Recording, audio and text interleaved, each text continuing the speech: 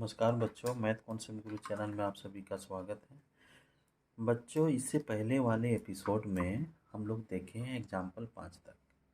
Example 5 में मेरा questions हमको बोल रहा था कि साइन क्यू और कॉस क्यू निकालना है। तो बच्चों, ये जो है कुछ इक्वेशन दे के मेरा निकालने बोल रहा है, तो इस तरह का भी आपको मतलब मिलेगा। तो हमको ध्यान में ये रखना है हम लोगों को ये ध्यान में रखना है, अगर एक साइड दिया हुआ है और कुछ इक्वेशन दिया हुआ है तो हमको क्या करना है कि ज़रूर एक साइड जो मिसिंग है वो ऑटोमेटिक निकल जाएगा। जैसे ये मेरा इक्वेशन दिया हुआ है तो इसमें ओ क्यू दिया हुआ है या तो पी क्यू दिया हुआ है, दोनों में से कोई एक लेना है, ओ क्यू या पी क्यू। आप ओ क्यू लेके भी बना सकते हैं और पी क्यू लेके भी बना सकते हैं, मतलब कि दोनों का वैल्यू दिया हुआ है। कैसे वैल्यू दिया हुआ है? O Q minus P Q बराबर 1 है, तो ओ क्यू हम इधर करेंगे तो क्या मिलेगा मेरा उधर 1 प्लस पी क्यू, मतलब ओ क्यू का वैल्यू पी क्यू। अब ये जब इक्वेशन मेरा मिल गया तो पाइथागोरस थ्योरम से हम लोग प्रत्येक साइड निकाल लिए। जब साइड निकल गया तो जितना भी ट्रिग्नोमेट्रिक रेशियो, मेरा 6 ट्रिग्नोमेट्रिक रेशियो होता है, साइन कोस टेन, और साइन का उल्टा क्या होता है? कोसेक, और कोस का उल्टा सेक, और टेन का उल्टा कोट। अब जैसे साइन ए लगाएंगे तो जो ए लगाएं वो एंगल होता है, और एंगल वो डिसाइड करता है कि इसमें से परपेंडिकुलर कौन है, बेस कौन है, हाइपोटेनियस कौन है। सबसे मेन है परपेंडिकुलर। परपेंडिकुलर अगर मिल गया तो ऑटोमेटिक बेस मिल जाएगा और हाइपोटेनस मिल जाएगा। तो हम लोग ये देखे हुए थे एग्जाम्पल 5 में, और हम लोग देखे थे कि इसको हम अलग तरीक़ा से बनाए थे। जैसे बुक में इससे इजी वे में बना हुआ है, तो आप लोग को ये भी आना चाहिए। इससे क्या है कि आपका दिमाग खेल जाएगा कि मतलब कि किस तरह का हमको इक्वेशन यूज करना है। तो बच्चों, आज हम लोग देखेंगे इस क्लास में एक्सरसाइज 8.1 का क्वेश्चन सम। तो हम लोग चलिए अब देखते हैं एक्सरसाइज 8.1 का क्वेश्चंस क्या क्या है, उसको पहले एक बार देख लेते हैं। तो और एक बात यहाँ पे देखिए बच्चों, अगर वैल्यू दिया हुआ रहे, जैसे O P 7, O Q minus P Q बराबर 1, बहुत सारे बच्चे कंफ्यूज कर जाते हैं कि कहाँ से हम स्टार्ट करेंगे।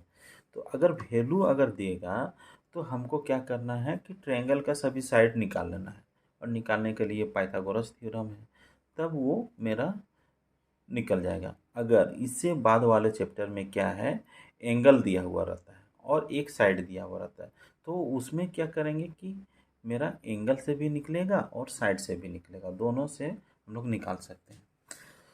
तो हम लोग अब एक्सरसाइज 8.1 हम लोग देखेंगे। तो बच्चों, एनसीईआरटी बुक का एक्सरसाइज 8.1 मेरा ये है। मेरा क्या बोलता है कि पहला क्वेश्चन से लेके मेरा 11 क्वेश्चन तक है। ये बहुत इंपॉर्टेंट क्वेश्चन है। ये कंपटीशन में इस तरह का ही क्वेश्चन पूछता है। ऑब्जेक्टिव इसको बना देगा तो ऑब्जेक्टिव क्वेश्चन होगा। केवल ट्रू फॉल्स में आप लोग रह मत जाइएगा, इसको ज़रूर से एनालिसिस करके ही सीखिएगा, रटना नहीं है ये सब चीज़।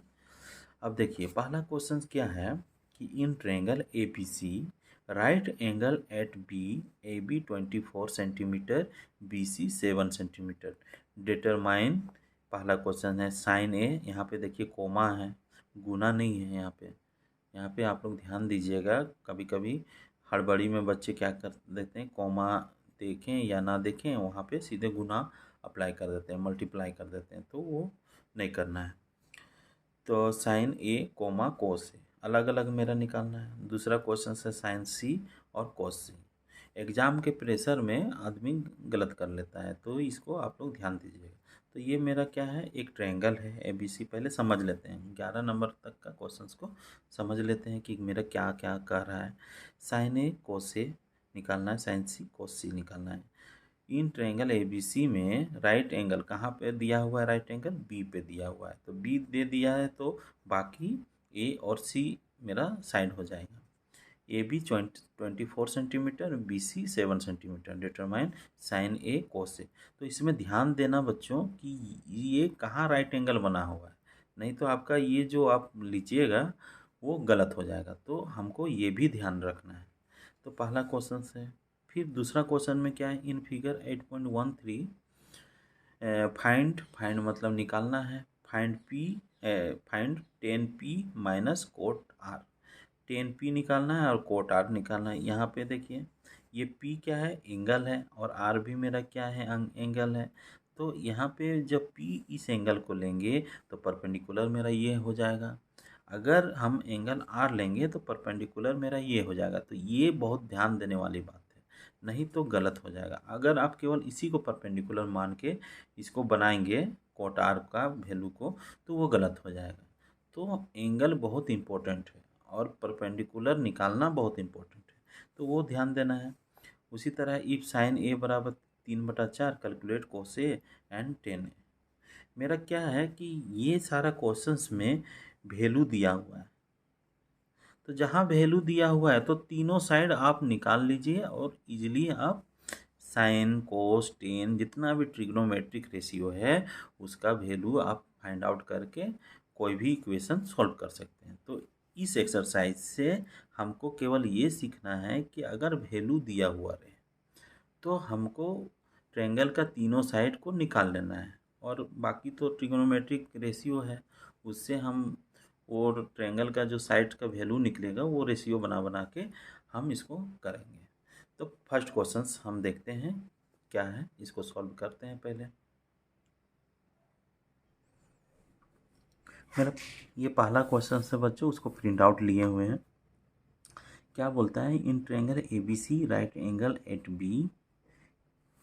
तो जहाँ राइट एंगल लिख दिया तो मतलब कि हम लोग समझ जाएंगे कि वो मेरा कैसा ट्रायंगल है, राइट एंगल ट्रायंगल है, मतलब कि समकोण त्रिभुज है।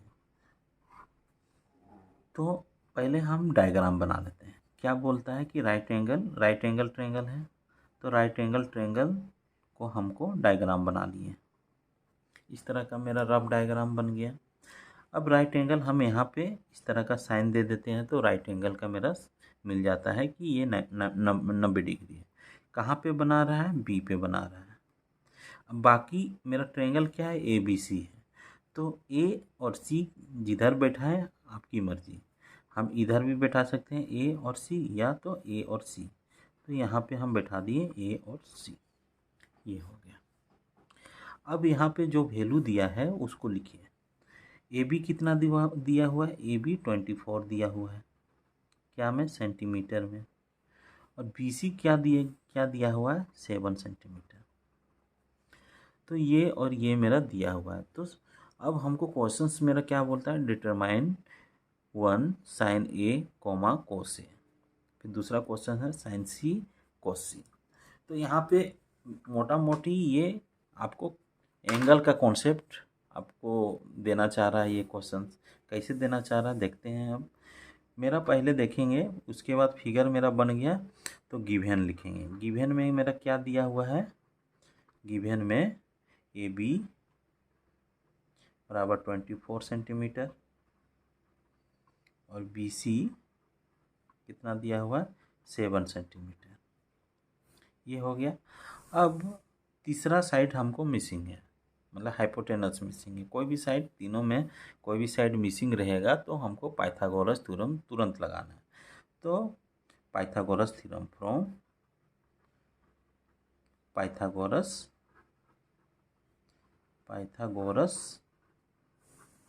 थ्योरम। थ्योरम को हिंदी में प्रमेय बोलते हैं। पाइथागोरस साइंटिस्ट का नाम है। क्या बोले थे, जिन दो साइड 90 डिग्री बनाता है वो दोनों साइड का स्क्वायर का जोड़ किसके बराबर रहेगा, हाइपोटेनियस के स्क्वायर के बराबर रहेगा। तो ये और ये साइड मेरा क्या बना रहा है, 90 डिग्री। तो इसको लिखेंगे क्या, ए बी स्क्वायर, दोनों का स्क्वायर का जोड़, ये स्क्वायर हो गया, बी सी भी स्क्वायर हो गया, दोनों साइड का स्क्वायर हो गया, उसका जोड़ कर दिए, इसके बराबर हो जाएगा हाइपोटेनस का। और हाइपोटेनस मेरा क्या है, ए सी स्क्वायर। यही है मेरा पाइथागोरस थ्योरम। अब ए बी दिया हुआ है मेरा 24 स्क्वायर और बी सी दिया हुआ है 7 का स्क्वायर बराबर ए सी स्क्वायर। अब इसको सॉल्व करते हैं, क्या आता है। अब 24 स्क्वायर है तो ये मेरा क्या हो जाएगा 24 गुना 24।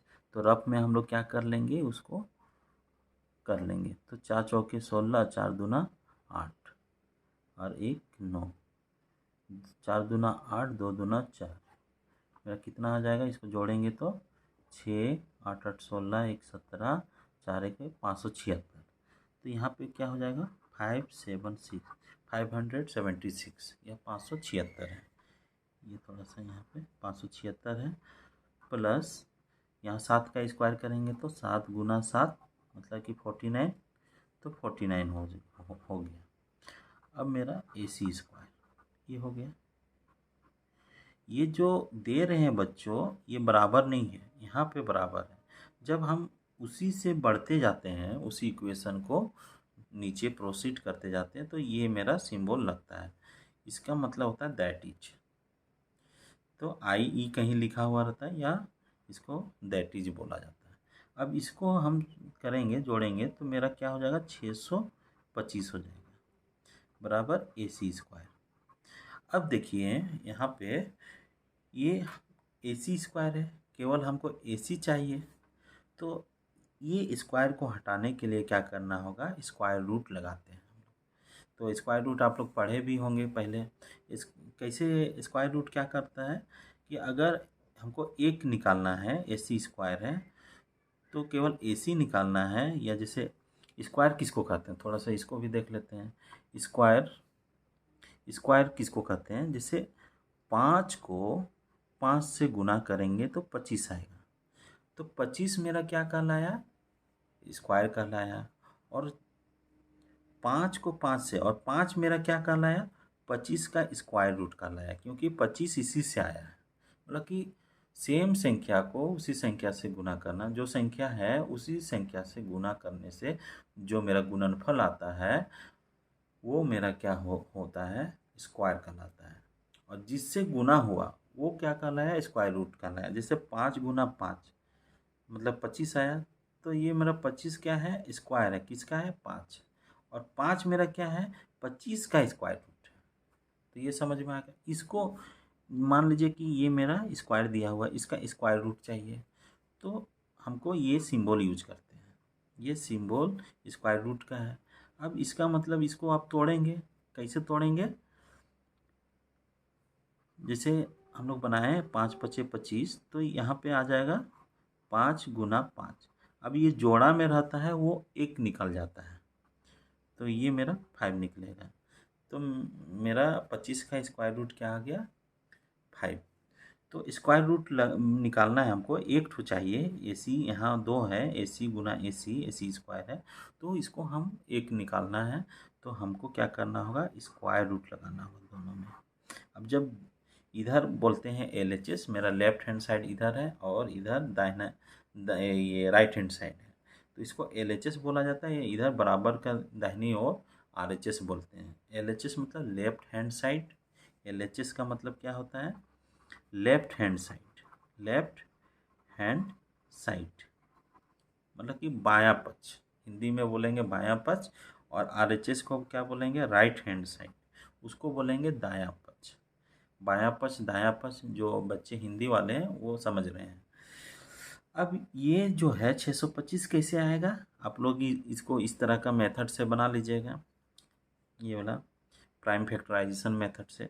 अब इसको हम क्या करेंगे कि इसका स्क्वायर रूट हमको पता है क्या होता है 25 होता है। 25 को 25 से गुना करेंगे तो 625 आएगा। तो मेरा इधर भी निकलेगा AC। तो AC बराबर मेरा क्या निकल गया, AC बराबर मेरा निकल गया 25 निकला। तो ये जो है AC का वैल्यू मेरा 25 निकल गया। अब मेरा तीनों वैल्यू ये क्या है, सेंटीमीटर में भी आएगा, ये भी सेंटीमीटर में, ये भी सेंटीमीटर है।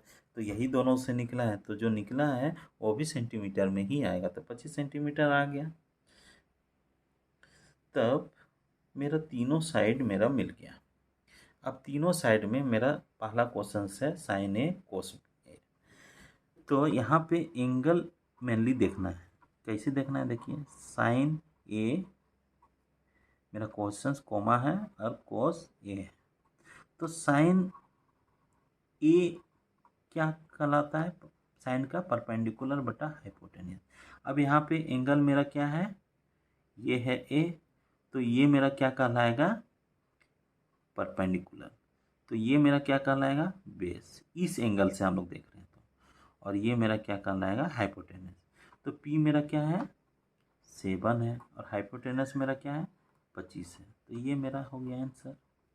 अब कोस ए निकालना है। कोस ए ये क्या होता है, बेस बटा हाइपोटेनस। ये बेस है, ये मेरा हाइपोटेनस है। बेस मेरा क्या है, 24 है, और हाइपोटेनस मेरा क्या है, 25 है। ये मेरा हो गया आंसर, 24/25। तो ये दो पहला का मेरा सॉल्यूशन मिल गया। अब सेकेंड का अब देखेंगे, सेकेंड का किस तरह का बनाते हैं। सेकेंड में क्या है, साइन सी है, साइन सी और कॉस सी है। तो साइन सी है, तो साइन का मेरा क्या होता है, परपेंडिकुलर बटा हाइपोटेनस। अब इसमें देखेंगे एंगल सी को हम लोग लेंगे, ये मेरा एंगल सी है। तो इस केस में ये मेरा क्या बन जाएगा, परपेंडिकुलर बन जाएगा। तो ये मेरा क्या हो जाएगा, ये बी सी, ये बेस बन जाएगा। सी से हम लोग देख रहे हैं तो ये मेरा पी बन गया, ये मेरा बी बन गया, और ये हाइपोटेनियस है। तो साइन सी पी बटा एच होता है। तो पी मेरा इसमें कहाँ पे मिलेगा, 24, और एच मेरा क्या है, 25। ये मेरा हो गया आंसर। अब कोस सी निकालेंगे। कोस सी कैसे निकालेंगे, कोस सी, कोस मतलब बेस बटा हाइपोटेनियस होता है, बेस बटा हाइपोटेनियस। और एंगल हम कहाँ से लेंगे, सी से लेंगे, मतलब कि एंगल सी से हम लोग मानेंगे। तो बेस मेरा क्या आ जाएगा, ये आ जाएगा। परपेंडिकुलर मेरा, अगर इस एंगल में हम आंख लगा के देखेंगे तो सामने वाला मेरा क्या कहलाता है, परपेंडिकुलर। तो ये बच गया, तो ये मेरा बेस कहलाया। तो बेस मेरा क्या है, 7, और एच मेरा कितना हो जाएगा, 25। यही है मेरा आंसर। इसमें क्या सीखना था कि एंगल का आपको आइडिया है कि नहीं। ये क्वेश्चंस देने का मतलब है कि जो क्वेश्चन सर बनाए हैं वो सर चाह रहे हैं कि आपको एंगल का कॉन्सेप्ट पता है कि नहीं। तो ये मेरा आंसर आ गया। अगर इस तरह बना लिए तो एक भी मार्क्स आपका कटेगा नहीं, 100 में 100 आएगा। तो बच्चों अब हम लोग नेक्स्ट एपिसोड में अब सेकेंड नंबर का क्वेश्चंस देखेंगे। वीडियो लंबा हो जाने के कारण हम मतलब कि पार्ट बाय पार्ट हम करते जा रहे हैं। तो एपिसोड इसके बाद नेक्स्ट एपिसोड में हम लोग क्वेश्चंस नंबर 2 देखेंगे। तो वीडियो को आप लोग को देखने के लिए आप सभी जब वीडियो को देखने के लिए आप सभी का धन्यवाद। अब मिलते हैं नेक्स्ट एपिसोड में।